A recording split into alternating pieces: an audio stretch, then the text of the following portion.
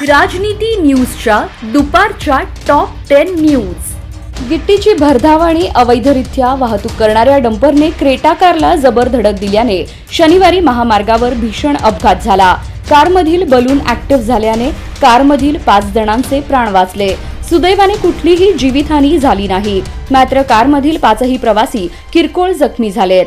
Nandgaon Peth police ठाण्याच्या हद्दीतील busy land समोर 26 एप्रिल रोजी सकाळी 11:30 वाजताच्या सुमारास हा भीषण अपघात घडला। घटनेनंतर चालक वाहन घटनास्थळावरच सोडून पसार झाला।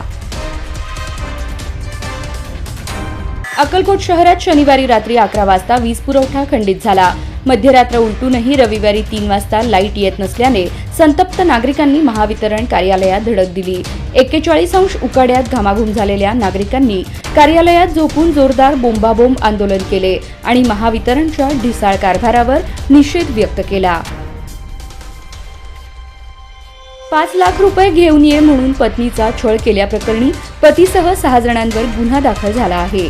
याबाबत मुस्कान सरफराज फणीबन राहणार सिद्धेश्वर नगर 3 मजरेवाडी यांनी MIDC पोलीस ठाण्यात फिर्याद दिली आहे। फिर्यादींना सासरच्या मंडळींकडून जाचहाट करत होते, शिवाय मानसिक त्रास देत होते। आरोपी हे घर बांधण्यासाठी माहेरहून 5 लाख रुपये घेऊन ये म्हणून शिवीगाळ करत मारहाण करायचे, अशा आशयाची फिर्याद मुस्कान यांनी दिली होती। सोलापुरात एप्रिलमध्येच कमाल तापमान 44° उंबरठ्यावर पोहोचले आहे। शिवार आर्द्रतेनेही 44चा आकडा गाठला आहे। या स्थितीत सोलापूरकरांना दिवसभर तगमग होतच आहे, पण रात्रीही किमान तापमान जास्त असल्याने आणि विजेचा खेळखंडोबा होत असल्याने झोपेवर पाणी पडत आहे। वाढत्या उन्हाबरोबर गेल्या 8 दिवसांमध्ये हवेतील आर्द्रता वाढताना दिसून येत आहे। आर्द्रता वाढल्याने दिवसाच्या धगीनंतर रात्री अंगाचे पाणी निघत आहे। सर्वसामान्य घरात राहणाऱ्या लोकांना याचा त्रास मोठ्या प्रमाणात जाणवत आहे। कोलकाता आणि पंजाब यांच्यात शनिवारी खेळवण्यात आलेला IPL मधील सामना मुसळधार पाऊस आणि वादळी वाऱ्यामुळे रद्द करण्यात आला। त्यामुळे दोन्ही संघांना प्रत्येकी 1 गुण देण्यात आला। पंजाबने 11 गुणांसह गुणतालिकेत मुंबईला मागे टाकत 4थे स्थान मिळवले आहे, तर कोलकाता संघ 7 गुणांसह 7व्या स्थानावर कायम आहे। भारतीय जनता पक्षाकडून सध्या संघटनात्मक बांधणीचे काम जोरात सुरू आहे। बूथनंतर मंडल अध्यक्षांच्या नियुक्त्या पार पडल्या आहेत। आता येत्या 8 ते 10 दिवसात सोलापूर शहराध्यक्ष आणि जिल्हाध्यक्ष पदाची निवड केली जाणार आहे। त्या संदर्भात पक्षीय पातळीवर जोरदार हालचाली सुरू असल्याची माहिती अधिकृत सूत्रांकडून मिळाली। दरम्यान इच्छुकांकडून वरिष्ठांकडे फिल्डिंग लावण्यात आल्याचंही सांगण्यात आलं। शहराध्यक्ष पदासाठी पुन्हा नरेंद्र काळे, अनंत जाधव, पांडुरंग दिड्डी इच्छुक आहेत, तर जिल्हाध्यक्ष पदासाठी पुन्हा एकदा आमदार सचिन कल्याण शेट्टी यांच्यासह माजी जिल्हाध्यक्ष शहाजी पवार, शशिकांत चव्हाण यांची नावे चर्चेत आहेत। सोलापूरचे ग्रामदैवत असलेल्या श्री सिद्धेश्वर मंदिराच्या तलावातील पाणी प्रदूषित झाल्यामुळे हजारो मासे मरून पडल्याचे आज दिसून येत आहे।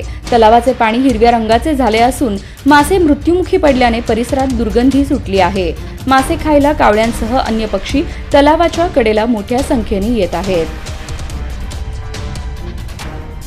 सोलापूरच्या खासदार प्रणिती शिंदे यांच्या प्रयत्नातून तेलंगणाचे मुख्यमंत्री रेवंत रेड्डी यांनी सोलापुरात पद्मशाली तेलंगणा भवनसाठी 1 कोटी मंजूर केले आहेत। तेलंगणा सरकारकडून सोलापुरात पद्मशाली तेलंगणा भवन बांधण्यासाठी 1 कोटी रुपये देणार असल्याचे आश्वासन रेड्डी यांनी दिले होते।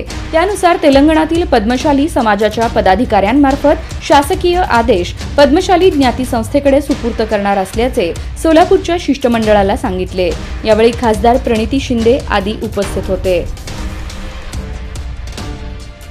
अक्कलकोट येथील श्री वटवृक्ष स्वामी महाराज मंदिरात श्री स्वामी समर्थ महाराज यांची 147वी पुण्यतिथी मोठ्या भक्तिभावाने साजरी करण्यात आली। पहाटेपासूनच हजारो भाविकांनी स्वामींच्या दर्शनासाठी गर्दी केली होती। पहाटे 2 वाजता श्रींची काकड आरती पारंपरिक पद्धतीने करण्यात आली। नगर प्रदक्षिणा, वटवृक्ष मंदिर ते समाधी मठ ते पुन्हा वटवृक्ष मंदिर अशा प्रदक्षिणेने झाली। सकाळी लघुरुद्र व नामविणा सप्ताह समाप्ती सोहळा विधिवत पार पडला। सोलापुरात मागील आठवड्यात उन्हाचा तडाखा मोठा होता। 6 वाजण्याच्या सुमारास अर्धा तास पाऊस पडला। जोराच्या पावसामुळे ऊसासह अन्य पिकांना दिलासा मिळाला. अवकाळी पावसाचा तडाखा बसला. सूर्य मावळतीला असताना आकाशात ढगांनी दाटी केली होती. तेव्हा वातावरण अधिकच आल्हाददायक बनले. मागील काही दिवसात दिवसागणिक ऊन तर रात्रीच्या वेळी वादळी वारे सुटत आहे. काल सोलापुरात रात्री 9 वाजण्याच्या सुमारास वादळी वाऱ्यासह जोरदार पावसाने हजेरी लावली.